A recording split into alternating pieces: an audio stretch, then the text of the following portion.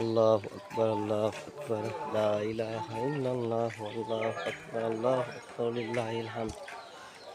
আলহামদুলিল্লাহ, অবশেষে সিয়াম সাধনার পর ঈদগাহ মাঠে নামাজ পড়ার তৌফিক দান করছে আল্লাহ পাক। আমো এদিকে আসো।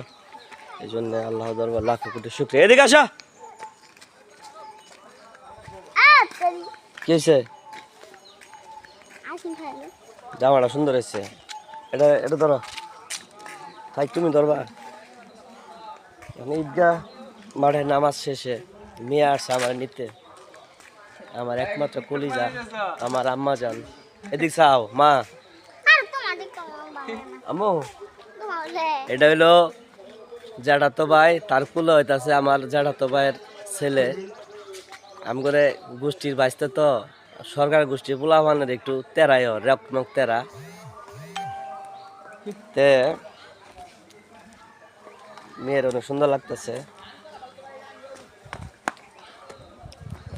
যাই হোক, সর্বোপরি আল্লাহ দরবার লাখ কোটি শুক্রিয়া, ঈদগাহ মাঠে নামাজ পড়তে পারলাম, এটাই বড় চাওয়া। আর কোনো চাওয়া পাওয়া নাই। আমরা যারা পুরুষ মানুষ, যারা পরিশ্রম করি, তাদের কাছে পরিবার ভালো থাকবে, সুখে থাকবে, এটাই আমাদের চাওয়া।